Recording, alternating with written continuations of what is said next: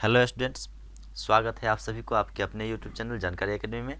तो चलिए आज हम देखते हैं बहुत इम्पोर्टेंट टॉपिक, प्रतिबिंब दर्पण में कैसे बनाएंगे। तो दर्पण में जो है समतल दर्पण, उत्तल दर्पण, अवतल दर्पण, ये सभी में प्रतिबिंब कैसे बनेगा इसके बारे में हम जानेंगे। और हाँ, चैनल को अभी सब्सक्राइब नहीं कीजिएगा, पहले देखिएगा, पूरा वीडियो देख लीजिए, समझिएगा। यदि वीडियो अच्छा लगे तो आप चैनल को सब्सक्राइब कीजिएगा, नहीं तो नहीं कीजिएगा। चलिए तो देखते हैं अवतल दर्पण में प्रतिबिंब कैसे बनता है। तो देखिए अवतल दर्पण में प्रतिबिंब कैसे बनता है। सबसे पहले ये दर्पण है, एक ही फिगर में बहुत सारे प्रतिबिंब के बनना जो है हम जानेंगे। बहुत सारे क्या है, अवतल दर्पण में जितने भी प्रतिबिंब बनते हैं वे सभी को एक ही फिगर में हम देख लेंगे। तो देखिए ये अवतल दर्पण है, इसका ध्रुव हो गया और इसका प्रधान अक्ष जब खींच दिया गया तो ये फोकस और ये वक्रता केंद्र है प्रधान अक्ष पर, और ये जो है बहुत दूर आते हुए एक अनंत बिंदु आ गया। अब हम देखते हैं कि इस प्रधान अक्ष पर हम फोकस पर, वक्रता केंद्र पर और अनंत पर एक बिंदु, एक वस्तु रखते हैं। एक एक वस्तु जो है इन सबों पर रखते हैं और इस सबों के बीच में भी एक एक वस्तु रख देते हैं। अब देखते हैं क्या कि ये छठे नंबर वस्तु को छोड़ करके ये जो अनंत पर वाला वस्तु है उसका प्रतिबिंब जो है फोकस पर बन रहा है।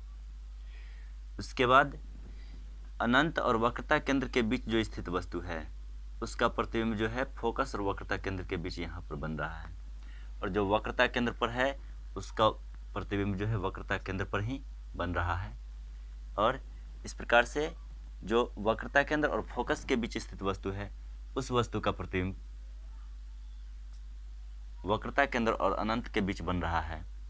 और इसी प्रकार से फोकस पर स्थित वस्तु का प्रतिबिंब वक्रता केंद्र, फोकस पर स्थित वस्तु का प्रतिबिंब अनंत पर बन रहा है।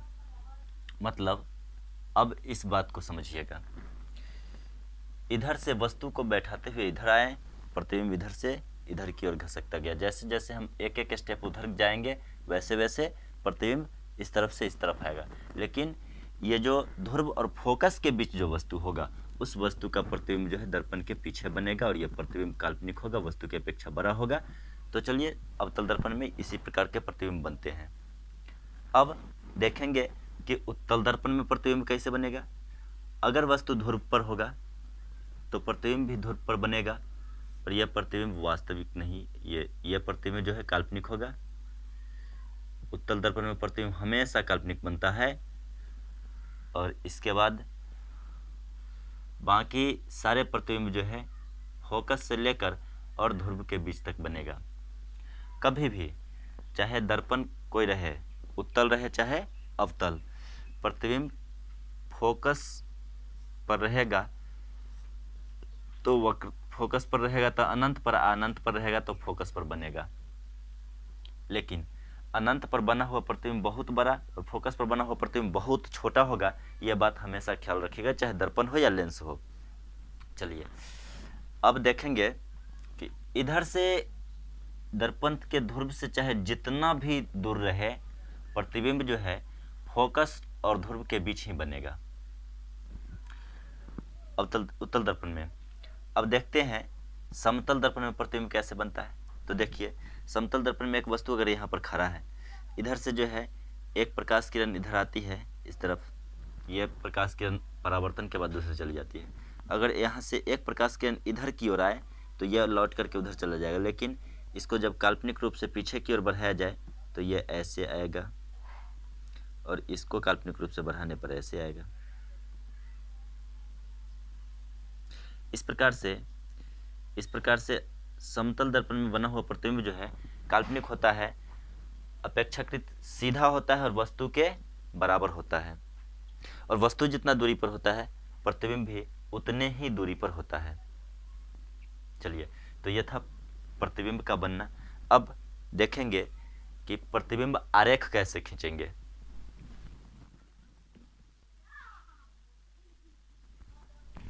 चलिए अब देखते हैं कि प्रतिबिंब का आरेख कैसे खींचेंगे। तो देखिए प्रतिबिंब आरेख कैसे खींचेंगे। ये अवतल दर्पण है। अब यहाँ पर हम देख रहे हैं कि इस अवतल दर्पण का ये ध्रुव हो गया, ये फोकस हो गया और ये वक्रता केंद्र हो गया। इस प्रकार ये प्रधान अक्ष हो गया। इस अवतल दर्पण का प्रधान अक्ष है और यहाँ पर कोई वस्तु जो है इस जगह पर आ गया। अब जैसा कि हम पिछले वीडियो में देखे थे कि प्रकाश के परावर्तन का किरण आरेख कैसे खींचेंगे, तो देखिए अगर ऐसे आया है तो प्रधान अक्ष के समांतर आने वाली प्रकाश किरण परावर्तन के बाद फोकस से होते हुए गुजर जाती है, इस बात को हम जानते हैं। और फिर एक प्रकाश किरण अगर इधर की ओर भेज दिया जाए तो यह प्रकाश किरण का परावर्तन जो है इस दिशा में हो जाएगा, जो परावर्तन के नियमानुसार होता है। अगर इतने डिग्री का कोण तो फिर यहाँ पर इतने डिग्री कोण, यानी कि I बराबर R। अब इसको जब हम आगे की ओर बढ़ाएंगे तो यह पता चलेगा कि किसी बिंदु पर जाकर आगे एक दूसरे को काट देगी। तो ये काल्पनिक रूप से जब पीछे की ओर बढ़ाया गया तो ये जो है दर्पण के पीछे जाकर प्रतिबिंब बना, और इस प्रकार से दर्पण के ध्रुव और फोकस के बीच जो वस्तु थी उसका प्रतिबिंब जो है दर्पण के पीछे बना, और यह प्रतिबिंब काल्पनिक और वस्तु की अपेक्षा बड़ा बना, सीधा बना। क्या बना? काल्पनिक बड़ा तथा सीधा।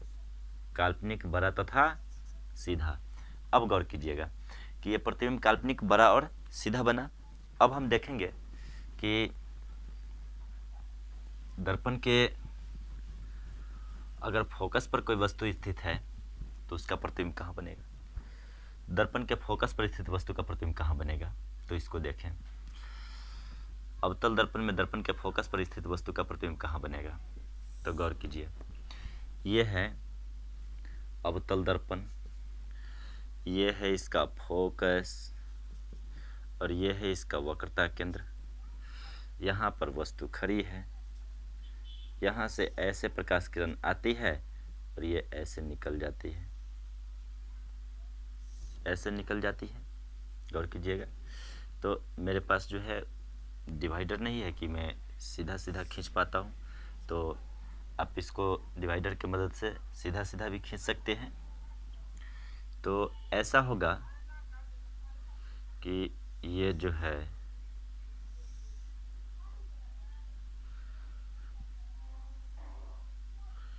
यह प्रतिबिंब जो आपको बनते हुए दिखाई पड़ेगा वक्रता केंद्र के दिशा में, चूंकि वक्रता केंद्र के दिशा में आपतित कराया जा रहा है इसलिए क्या होगा, परावर्तन भी उसी दिशा में हो जाएगा और ये बहुत दूर जाकर जो है एक दूसरे को काटेगी, बहुत दूर जाकर के।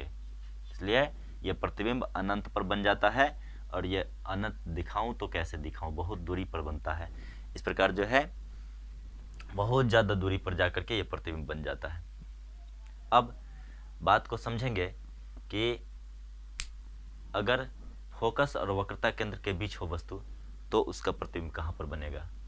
तो देखिए, इसको भी देख लेते हैं। प्रतिबिंब आरेख जो है आप अपने आसानी से वीडियो को रोक करके और देखते हुए आराम से जो है अपने कॉपी पर बना सकते हैं। हाँ, जब भी वीडियो देख रहे हैं तो फिर प्रयास कीजिए कि कॉपी कलम लेकर बैठे ताकि आसानी से आप सीख सकेंगे, अन्यथा ऐसे तो पढ़ाई करने का कोई लाभ होता नहीं है। तो ये हो गया अवतल दर्पण हो गया, इसका ध्रुव हो गया, फोकस हो गया, वक्रता केंद्र हो गया। इस प्रकार प्रधान अक्ष हो गया। प्रधान अक्ष पर जो है फोकस के और वक्रता केंद्र के बीच वस्तु खड़ी है।